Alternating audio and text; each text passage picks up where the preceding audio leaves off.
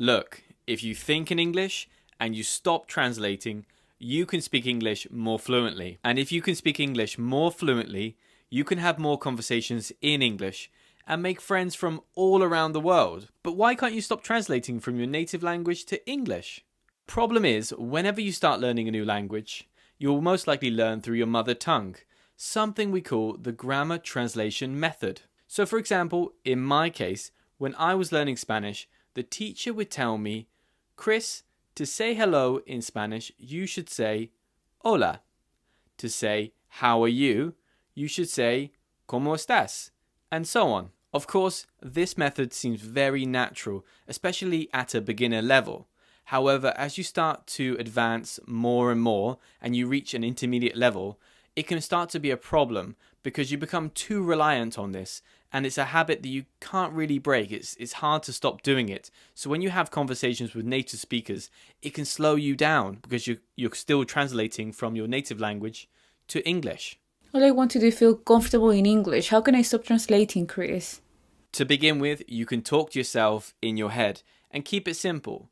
Name the objects around you or the objects you see as you walk to the train station or to the bus stop. A bit like this. Tree. Cars. Sky. People. Then, when you feel more confident, you could try phrases. Describe what you're doing or how you feel. Like, what a lovely day. I'm walking slowly. I'm getting hungry. Oh, that outfit is terrible. But make sure that you only use words or phrases that you already know. This activity is not about learning new phrases or vocabulary, but about giving you confidence to have more conversations. We're focusing on fluency. So only describe what you see or what you're doing or how you feel using words you already know. But what if people think I'm stupid talking to myself? Or maybe I look weird if I'm thinking in my head while I walk. To be honest, most people nowadays look like they're talking to themselves while they're using their phone with their wireless headphones. But I totally understand, not everyone will feel comfortable doing this out on the street. Instead, what you can do is talk to yourself at home. For example, when you wake up in the morning, you could talk to yourself about your routine for the day. After breakfast, I will go to the gym and work out. After that, I will call my friend and see if he wants to hang out. Or you could review what you did earlier that day, or even the day before. Yesterday was a beautiful day, and I got a lot of work done. Right? So it's not too challenging. And this would also help you to focus on the past tenses, if that's something that you find difficult when you're having conversations in English. Focus on what you find difficult and practice by yourself. Talk to yourself in the past or in the future or in hypothetical situations, whatever it may be that you personally find difficult. That sounds great, but what if I don't have that much time? Aha.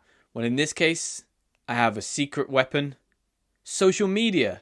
Yes, platforms like Instagram can help you to learn English. What I mean by this is that you can start by looking at photos on your phone and describing what you can see using single words. Remember, start small and then build up. Let's do it together actually. Look at this photo and tell me what you can see. Just use single words.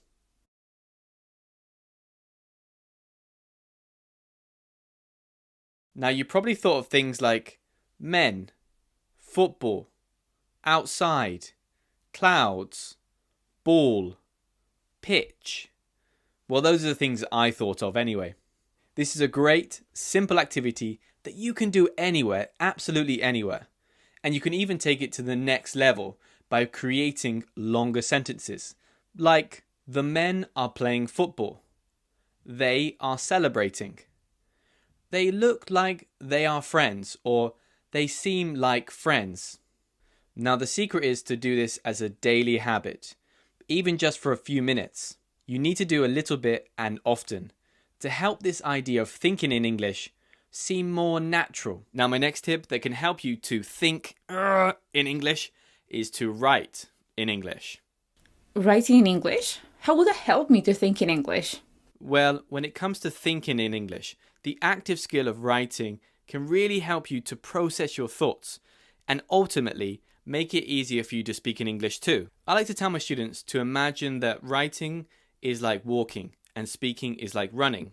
If you write things down on paper, it will actually help you to visualize what you want to think or say.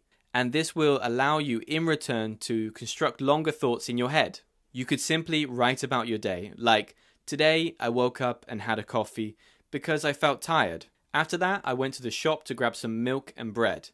It was raining so hard, I got very wet. By keeping a diary, you can narrate your life in a slow and controlled way. Then next time when you're out and about, walking around or going to the shop, you will find it much more natural thinking in English because you've done it many times before in your notebook or wherever you write down your thoughts. And this, of course, will make it much more natural in the next step, speaking in English. I got my notebook and I'm ready to go. Actually, one other thing that someone mentioned is immersion. What is it and how can I do it?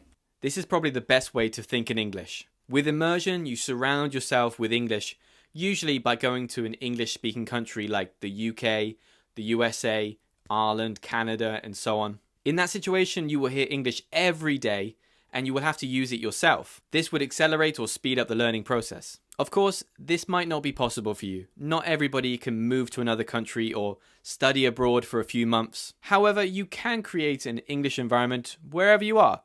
In other words, near immersion. So you need to create a fake England, Australia, or Canada around you. For example, with your phone, right? Start the day with English. Instead of having a normal alarm that goes like brr, brr, brr, brr, or something like that, what you can do instead is set your alarm to an English-speaking radio. So the lovely British voices coming through your phone wake you up and then it helps you to start the day thinking in English. If you're feeling a little bit more adventurous, you could use a VPN to access British TV and watch British morning television with your cereal or whatever you have for breakfast. Basically, something that the average native speaker does every morning. You want to try to imitate or replicate their habits. And this will make the whole process of thinking in English much more natural. Another option could be listening to a podcast while you commute on the bus or train. Just remember, make sure to choose a topic that you actually like or you are interested in general. In my case, I often listen to podcasts about football in Spanish, so that when I play football, I am thinking in Spanish. And then phrases like, pásame la pelota, pass me the ball, naturally come out without me even thinking too much. Alright, so those are my top tips to help you think in English. If you want to keep practicing your English, check out one of these videos. Go on, click them now. This one's really good. This one's really good. And if you enjoyed this video, don't forget to smash the like button. I'll see you next time.